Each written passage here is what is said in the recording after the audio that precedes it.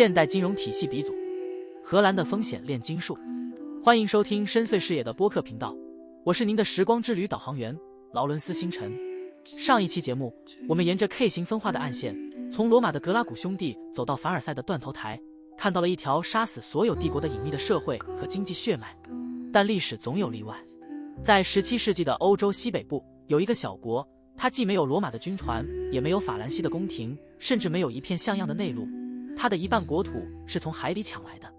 正是这个国家，在区1个世纪里，发明了现代金融的几乎全部基础设施：股份制公司、证券交易所、中央银行、期货期权、跨国信贷网络，以及人类历史上第一次全国性的资产泡沫。它是现代华尔街和瑞士等金融和结算体系都要顶礼膜拜的鼻祖和奠基人。您无法想象的是，这个国家叫荷兰。但我今天这一期要告诉您的，不仅仅是一份荷兰金融创新清单，任何一本经济史教科书都能给您列出这些事实。我想带您回答一个更深层的问题：为什么偏偏是荷兰？为什么这个被海水包围的低地小国，能够产生一种完全不同于地中海商业文明，也不同于东亚农耕文明的金融思维模式？这种思维模式不是某几个天才的灵光一现，而是一场持续了数百年的生存策略进化、地理的暴政、政治的基因突变、宗教的意外解放，以及一场关于风险的哲学革命。今天我们要打开的是第5把钥匙，这把钥匙不打开某一座文明的门，而是打开现代世界的大脑，那个把不确定性变成可交易商品的疯狂想法究竟从何而来？始发站，荷兰人是什么人？在深入这个低地国家的历史之前，我们首先需要搞清楚一个基本问题：荷兰人到底是谁？他们从哪里来？长什么样？说什么话？荷兰也称尼德兰，也就是低洼之地的意思。本土的总面积约为41528平方公里，但欧盟的官方数据又将其统计为37391平方公里。这并非差错，只是因为计算方式不同，比如是否包含水域面积。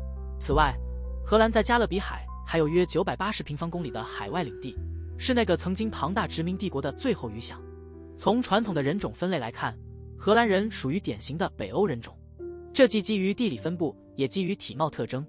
站在传统的地理分布与学术定义角度看，北欧人种被视为欧罗巴人种在北部的一个分支，其典型分布区域包括斯堪的纳维亚半岛、德国北部、英国、爱尔兰等地区，荷兰也明确位列其中。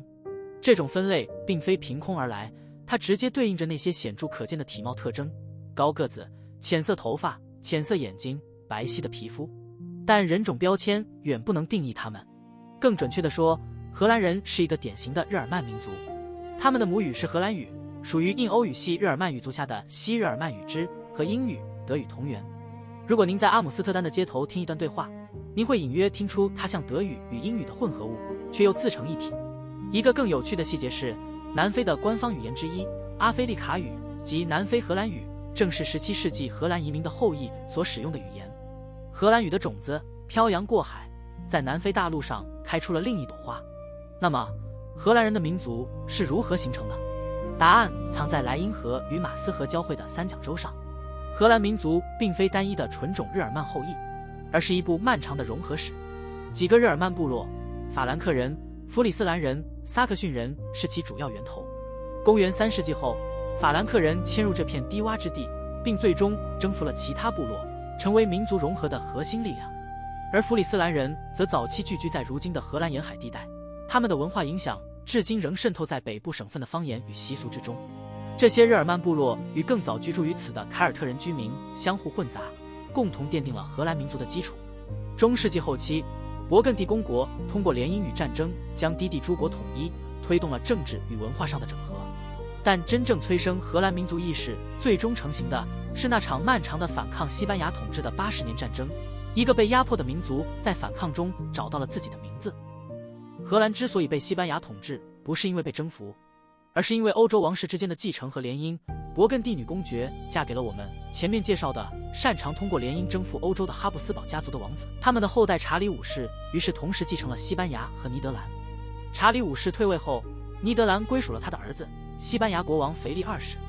腓力二世对富庶的尼德兰克以重税，并设立宗教裁判所，残酷镇压新教徒，激起了当地贵族和民众的强烈不满。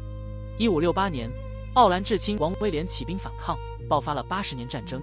1648年，荷兰北部7省正式独立，建立了联省共和国，一个海上霸主的时代由此开启。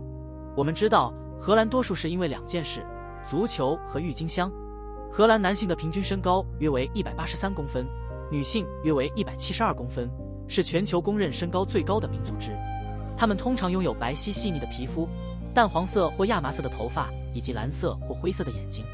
一个广为流传且相当有趣的观点认为，荷兰人的身高与他们低地之国的环境有关。一方面，生活在海平面以下的他们为了出人头地，在基因和生理上做出了某种适应，这听起来像是一个玩笑，但在数千年的自然选择中，这并非没有可能。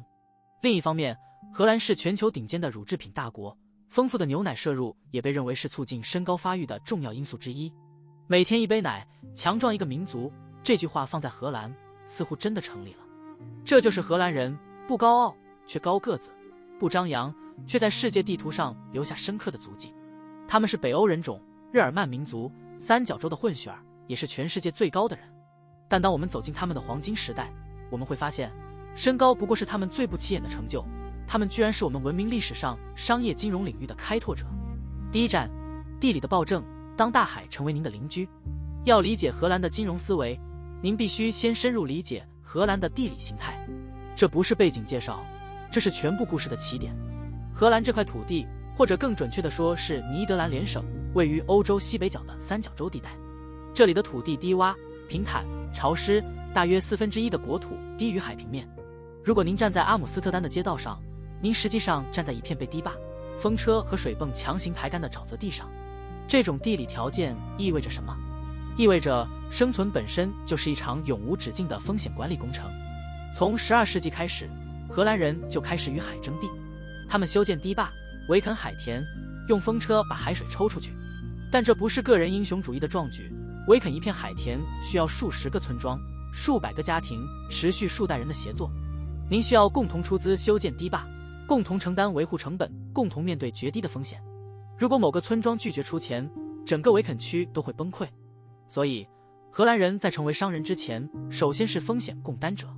他们很早就学会了把个人利益嵌入集体契约之中，这不是道德选择，这是地理强加的生存法则。一个意大利城邦的商人可以靠个人胆识和家族网络发财，但一个荷兰农民必须依赖邻居的堤坝才能保住自己的田地。协作、契约、精算、分散风险，这些后来成为现代金融核心概念的思维方式，早在荷兰人学会炒股之前就已经刻进了他们的文化基因。关键的是，这种低洼地理让荷兰几乎不可能发展出传统农业。土地太贫瘠、太潮湿，种不出小麦，养不了大庄园。荷兰人唯一能大规模生产的农产品是乳制品和飞鱼，前者需要畜牧业，后者来自海洋。这意味着荷兰从一开始就被迫走向商业化和专业化，而不是自给自足的农耕文明。当您无法靠土地养活自己时，贸易就不是一种选择，而是一种宿命。而贸易本质上就是对不确定性的管理，把货物运到远方，面对风暴、海盗、价格波动、货币贬值。荷兰人不是因为聪明才发明了金融工具，而是因为如果不发明这些工具，他们就会饿死。第二站，飞鱼革命，一条鱼如何教会荷兰人标准化。在荷兰成为全球金融霸主之前，它首先是欧洲的飞鱼工厂。这听起来不够 glamorous， 但飞鱼贸易是理解荷兰金融思维的第一块拼图。14世纪的波罗的海是欧洲最重要的贸易区，汉萨同盟控制着这里的商业网络，把波罗的海的粮食、木材、松枝运到西欧，再把西欧的纺织品和盐运回去。但汉萨同盟的商业模式是中世纪式的，行会垄断、固定价格、排斥竞争，依赖个人关系和特许权。飞鱼不是荷兰的独家产品，其他国家当然也有飞鱼，北海边上的英国、德国、丹麦都捕飞鱼。荷兰之所以和飞鱼紧紧绑定在一起，关键在于他们用一把小刀，把人人可以捕捞的自然资源变成了荷兰独占的资本。14世纪，飞鱼是欧洲人，尤其复活节前斋戒期，重要的蛋白质来源，需求量很大，各国都在捕。但当时最大的问题是保鲜，捕捞上来处理不及时，鱼很快就臭了。荷兰人对飞鱼的感情远远超过爱吃2个字，它是国民美食、文化符号，也是刻进骨子里的民族记忆。在荷兰，飞鱼是街头巷尾无处不在的日常小吃。有人说没吃过飞鱼等于没来过荷兰，甚至还有种说法是，谁要不喜欢吃鲱鱼，就不是真正的荷兰人。他们的吃法很生猛，不煎不烤，直接生吃。最经典的姿势是捏住鱼尾，仰起头，蘸上洋葱粒，整条鱼一口气送进嘴里。除了生吞，还有人喜欢切片配洋葱酸黄瓜，或是夹在软面包里做成鲱鱼汉堡。1358年，荷兰渔夫威廉姆·伯克尔斯宗发明了一刀切保鲜法，用特制小刀剖开鱼腹，去除内脏和鱼头，再在鱼腹中塞入食盐。这种处理方式能让鲱鱼保存超过1年而不会变质。他被后世列入最伟大的荷兰人名单，被视为荷兰海上霸权的奠基人，一个被神化的国家符号，代表着那个时代的创新与商业精神。而这把神奇小刀直接把荷兰人的鲱鱼生意拉满。吃得更远，荷兰渔船可以长期在海上作业，深入到更远的海域捕鱼，不再受限于保鲜时间。卖得更广，腌制好的鲱鱼被装入大木桶，畅销整个欧洲，尤其是英格兰。赚得更多。14世纪时，荷兰不到100万人口中约有20万人从事捕鱼业，鲱鱼为1/5的荷兰人提供了生计。这一刀直接让荷兰人把鲱鱼从一种公共资源变成了独门生意。其他国家呢？其他国家也有鲱鱼，但没有一个能像荷兰这样，通过一个技术创新，把鲱鱼从食材变成国家崛起的引擎。其他国家的渔民也捕鲱鱼，但因为没有掌握先进的保鲜技术，只能就近捕捞和销售，无法形成跨海的大规模贸易。所以荷兰人进入这个体系时，只做对了这样一件事，却改变了整个游戏规则，鲱鱼标准化了。首先，如前所述，保质期延长了。腌制鲱鱼可以在船上储存数月，这意味着荷兰渔船可以走得更远，待得更久，而不需要每次都回港。其次，产品标准化了。一桶荷兰鲱鱼就是一桶荷兰鲱鱼，买家不需要亲自检查每一条鱼的质量。标准化创造了可替代性，而可替代性是大规模贸易的前提。第三，规模经济出现了。因为可以远洋作业，荷兰的鲱鱼捕捞量迅速超过所有竞争对手。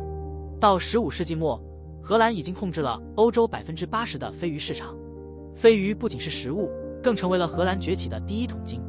造船业起飞，大量的捕鱼需求倒逼荷兰人不断改进造船技术，造出了成本更低、效率更高的商船，为后来的海上马车夫奠定了硬件基础。港口城市崛起，阿姆斯特丹、鹿特丹等港口因鲱鱼贸易繁荣起来，被称为建在鲱鱼骨上的城市。鹿特丹世界第一大港的历史就是从装满咸鲱鱼的大缸开始的。深入文化基因，鲱鱼成了荷兰的文化符号，甚至出现在市旗上。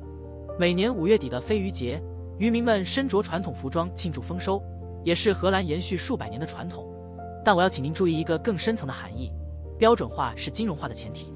在标准化之前，贸易是具体的，每一批货物都是独特的，需要逐一谈判、检查、定价。标准化之后，贸易变成了抽象的，一桶鲱鱼可以像货币一样流通，可以用合约来买卖，可以在未来某个时间点交割。荷兰人把鲱鱼从食物变成了商品，再从商品变成了金融资产的雏形。这种思维模式的跳跃至关重要。当荷兰人后来面对香料、股票，甚至郁金香球茎时，他们使用的正是同一种认知框架，把具体的东西抽象化，把独特的物品标准化，然后把标准化的合约放到市场上交易。鲱鱼教会了荷兰人如何商品化世界。第三站，政治的基因突变，世界上第一个公司制国家。现在，让我们从经济上升到政治。因为荷兰的金融革命，如果没有一场同样激进的政治革命，是不可能发生的。1568年，尼德兰爆发的反对西班牙哈布斯堡王朝统治的起义，和持续了80年的战争，到1648年，威斯特伐利亚合约承认荷兰独立，对荷兰产生了深远的影响。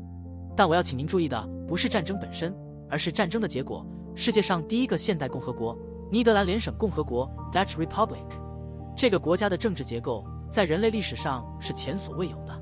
它不是君主制，没有国王；它也不是民主制，普通公民没有投票权。它是一个商人寡头共和国，权力掌握在各省的摄政 （regent） 阶层手中，而这些摄政本质上就是大商人、银行家、律师和大地主。荷兰的议会 （States General） 不是贵族的俱乐部，而是商业利益的董事会。这种政治结构的独特性，怎么强调都不过分。在当时的欧洲，国家是君主的私有财产，镇级国家。在法国，路易14可以把国家财政当成自己的钱包；在英国，国王可以任意征税和借贷。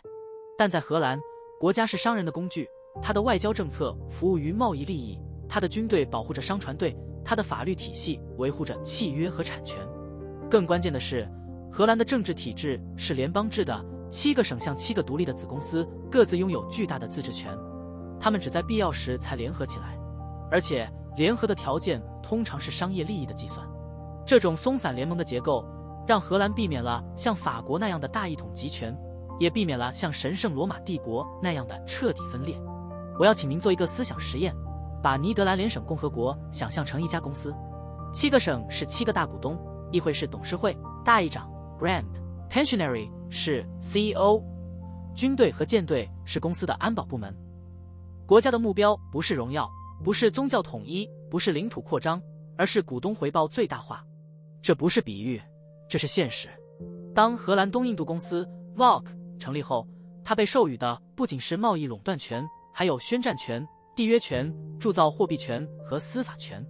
一家私人公司可以发动战争、签订条约、建立自己的殖民地政府，这在今天看来不可思议，但在当时的荷兰人看来，这是商业逻辑的自然延伸。如果国家本身就是一家商业公司，那么为什么公司不能拥有国家的某些职能呢？这种公司制国家的思维是荷兰金融革命的政治土壤。只有当政治权力完全服从于商业理性时，金融创新才能获得制度性的保护。在荷兰，一个银行家可以走进议会，直接游说通过有利于信贷扩张的法律；一个商人可以影响外交政策，让舰队为他的贸易路线护航。这种政商合一的结构让荷兰的金融创新不是地下活动，而是国家政策。第4站，荷兰东印度公司与阿姆斯特丹交易所。股份制不是发明，是刚需。1602年，荷兰东印度公司，我们简称为 VOC 成立。历史书通常把它描述为世界上第一家股份制公司，但这个标签掩盖了真正的革命性。在 VOC 之前，欧洲的远洋贸易是什么模式？是河谷远征，一群商人凑钱买一艘船，派他去亚洲，等船回来卖掉货物，按出资比例分红，然后公司解散。这种模式的问题显而易见，每次远征都是一次独立的赌博，风险无法分散，资本无法积累，规模无法扩大。VOC 做的第一件事就是把临时合伙变成了永久企业。他发行了不可赎回的股份，募集了650万荷兰盾的初始资本，这是当时世界上最大的单笔融资。但真正的创新不在于大，而在于可交易。VOC 的股份可以在股东之间自由转让，这意味着什么？意味着投资者不再需要等待远征归来才能收回资金，他可以在阿姆斯特丹的咖啡馆里把自己的股份卖给另一个投资者。流动性创造了市场，市场创造了价格发现机制，价格发现机制又吸引了更多的投资者。1609年，阿姆斯特丹市政府正式批准建立证券交易所 Beurs van Hendrik de Keyser。 这不是一个偶然事件，它是 VOC 股份交易的制度化升级。交易所提供了固定的交易场所、标准化的交易时间以及一套不成文但被执行的规则。但我要请您注意一个被大多数史书忽略的细节， VOC 的股份在最初几十年里几乎不分红。公司把利润全部用于再投资、建堡垒、买船、打仗。那么为什么投资者还愿意持有 VOC 的股票？因为股票价格的上涨本身就已经是回报。到17世纪20年代， VOC 的股价已经涨到发行价的1200%，这是人类历史上第一次大规模出现的资本增值现象。投资者赚钱不是因为公司分红，而是因为市场对公司未来价值的预期。这意味着从 VOC 成立的那一刻起，阿姆斯特丹的金融市场就已经超越了实体经济的束缚，进入了一个预期驱动的世界。这种脱实向虚的倾向在 VOC 成立之初就已经埋下了种子。荷兰人不是先有了实体经济再发展金融，他们是用金融工具创造了实体经济的可能性。VOC 的舰队、堡垒、殖民地都是用未来的预期收益来融资的，这是一种时间魔法，把未来的不确定性打包成今天的可交易资产。第5站，阿姆斯特丹银行当黄金停止流动。与证券交易所同时诞生的还有另一项更隐蔽但同样革命性的创新，阿姆斯特丹银行 Bank of Amsterdam 成立于1609年。要理解这家银行的意义，您必须先理解17世纪初欧洲的货币混乱。当时欧洲流通着数百种不同的硬币，荷兰盾、西班牙银元、法国里夫尔、德国塔勒，每一种的成色、重量、纯度都不同。商人每次交易都要称重、检验、讨价还价，交易成本极高。阿姆斯特丹银行做了一件看似简单却影响深远的事，他创造了一种银行货币 （bank money）。商人把各种硬币存入银行，银行给他们一张存款凭证，这张凭证可以在商人之间转账，而不需要实际搬运金银。这听起来像是一个简单的兑换业务，但它实际上是现代信用货币和中央银行制度的雏形。阿姆斯特丹银行的银行货币因为稳定、可信，很快就成为了欧洲贸易的结算标准。到17世纪中叶，阿姆斯特丹银行的存款额达到6亿荷兰盾，垄断了欧洲的跨国贸易结算。但真正的革命在于信用对黄金的替代。在中世纪，货币的价值来自金属本身，金币之所以是金币，是因为它含有黄金。但阿姆斯特丹银行的货币之所以有价值，是因为人们相信银行不会违约。价值从物质转移到了制度，从黄金转移到了信用，这是荷兰金融思维的又一次飞跃。荷兰人发现，信任本身就可以成为货币，只要制度足够透明、足够稳定，一张纸、一个账本条目就可以完成黄金所能完成的一切功能，而且更高效、更灵活、更可扩展。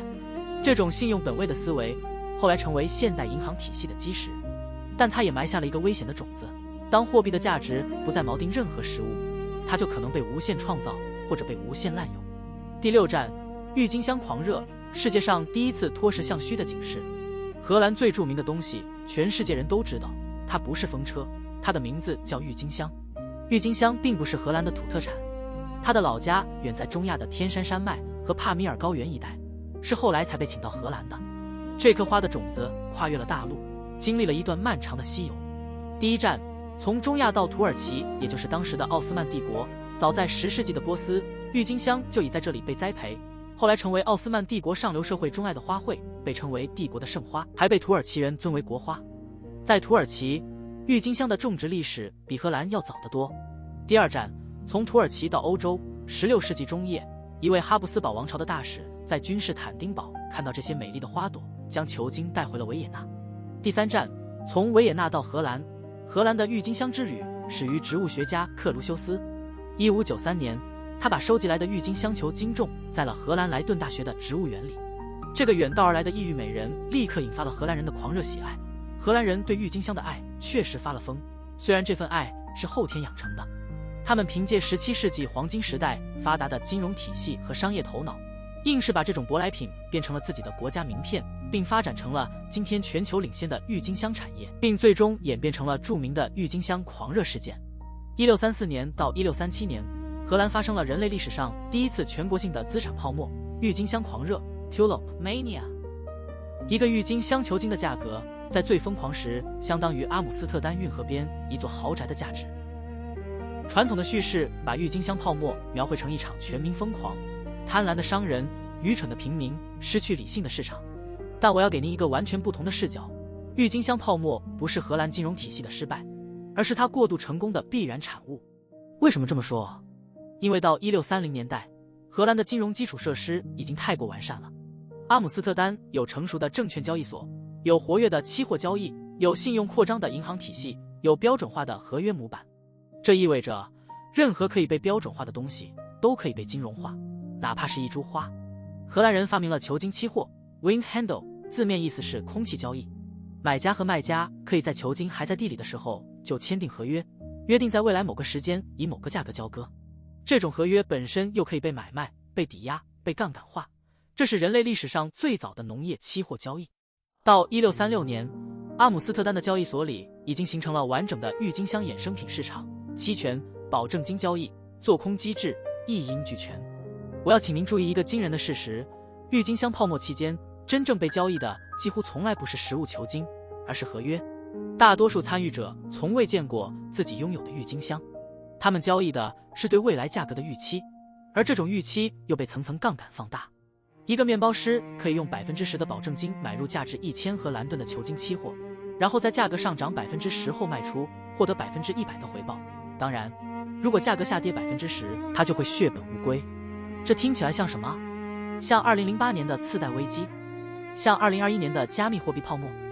是的，你没有听错，它发生在1636年。郁金香泡沫的真正教训不是市场会疯狂，而是当一个金融体系足够发达时，它会产生一种内在的自我膨胀冲动。金融工具一旦被发明，就会寻找可以被金融化的标的，先是飞鱼，然后是香料，然后是股票，最后是郁金香。当所有实体经济的机会都被穷尽时，金融体系就会开始自我循环，用金融工具交易金融工具，用杠杆放大杠杆，直到某个节点，预期与现实之间的裂缝大到无法弥合。1637年2月，哈勒姆的一场郁金香拍卖会上，没有人出价，价格开始下跌，杠杆开始断裂，恐慌开始蔓延。到1638年，郁金香球茎的价格回到了正常水平。但这里有一个被大多数叙事忽略的关键细节：郁金香泡沫几乎没有对荷兰的整体经济造成实质性伤害。荷兰的贸易继续繁荣 ，Volk 继续分红，阿姆斯特丹继续是世界的金融中心。为什么？因为荷兰的金融体系已经足够深，郁金香泡沫只是表面的涟漪，而不是底层的地震。今天荷兰的郁金香产业早已不是17世纪那个投机泡沫，而是一个成熟到惊人的现代工业体系，种植面积约7000至1万公顷，占全球郁金香产量的65%，鲜切花年产量在20亿只左右。此外，加上用做球茎的郁金香，荷兰每年培育的郁金香球茎数量高达30亿个。荷兰的郁金香90%用于出口，产品销往全球100多个国家。庞大的出口量支撑起了每年100亿欧元的鲜花球茎出口总额，是世界上最大的郁金香生产国和出口国。荷兰人用几百年时间改造了这种花，培育出了超过8000个品种，绝大部分都是荷兰自主培育的。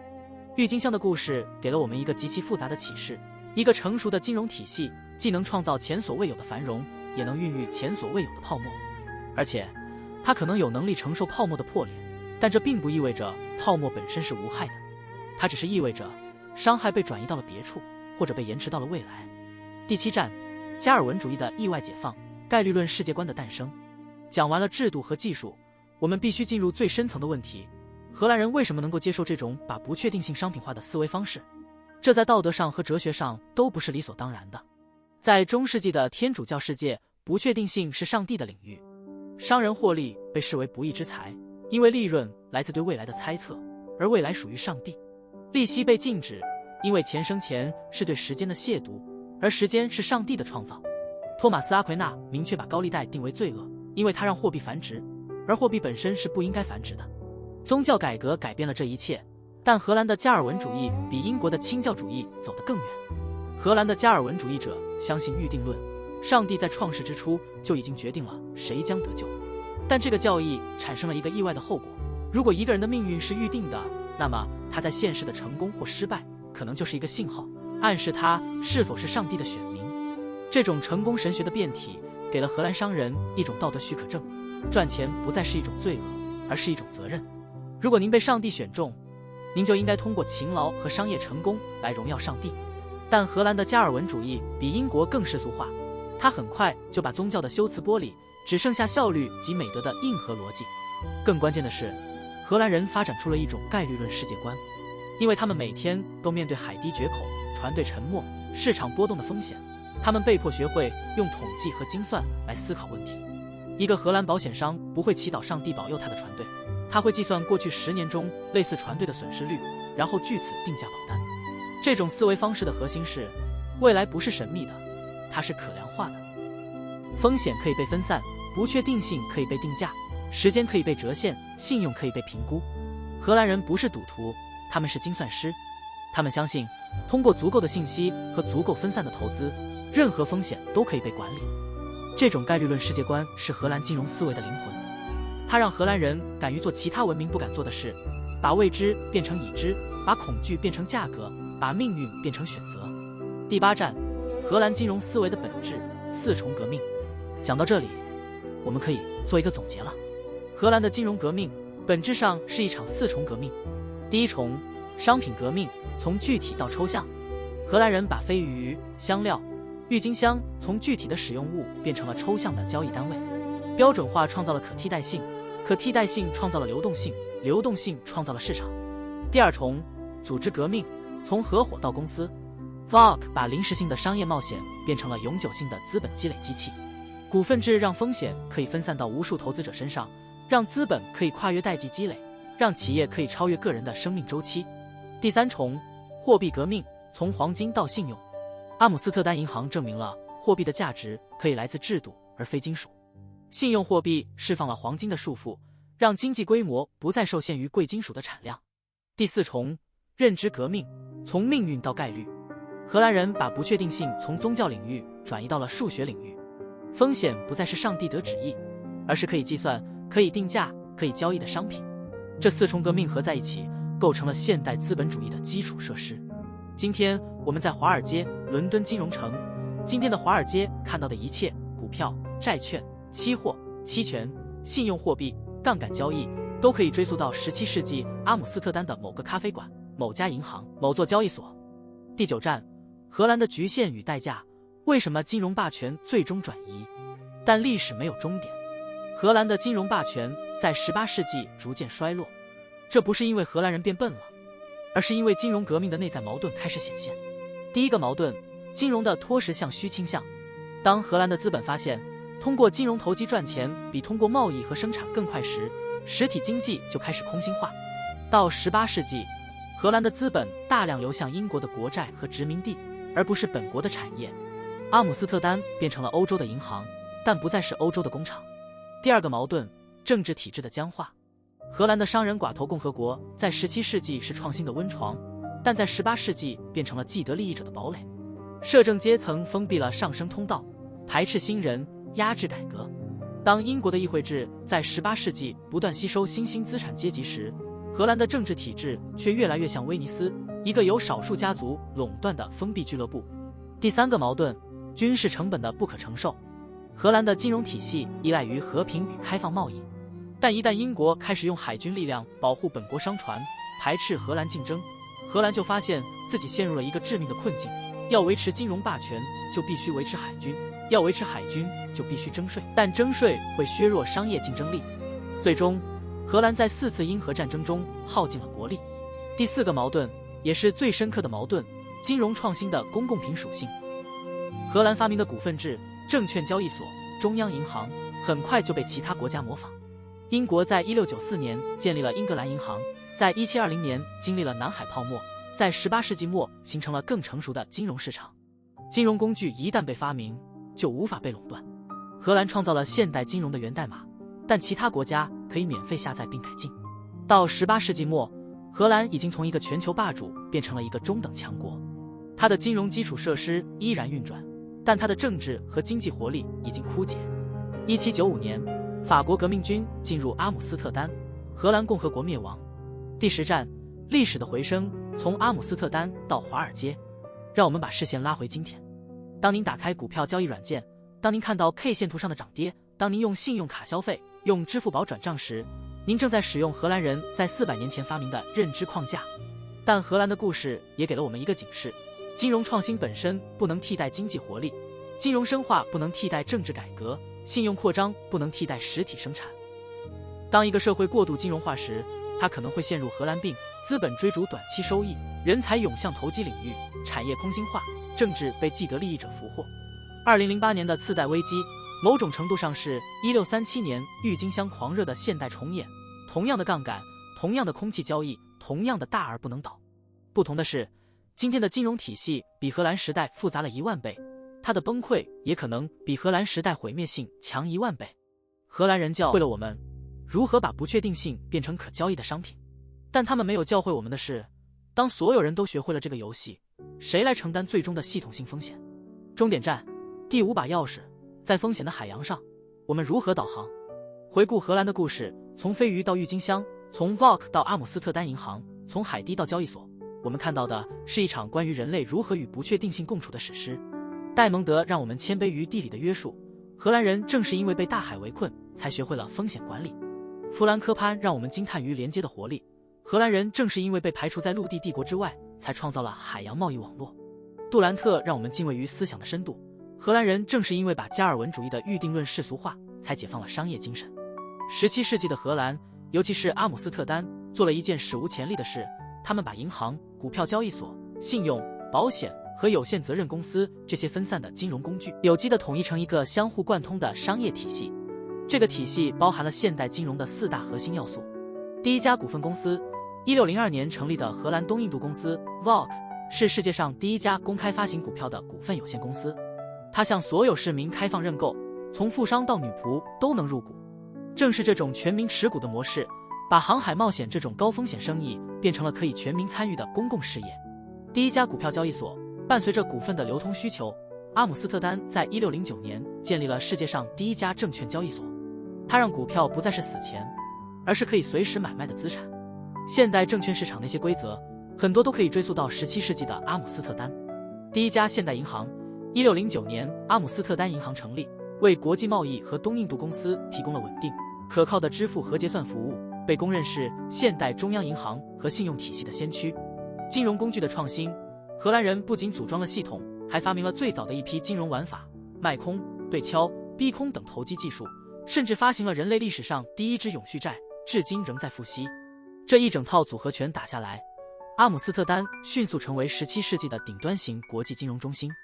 它像一个巨大的资本引擎，吸纳全欧洲的储蓄，再投向全球贸易和殖民扩张。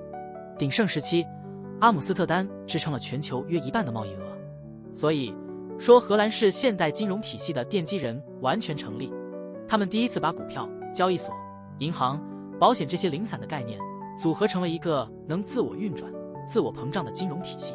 阿姆斯特丹创造的模式，公司制、股份制、证券交易，成了后来伦敦、纽约等金融中心效仿的模板，其影响力一直延续到今天。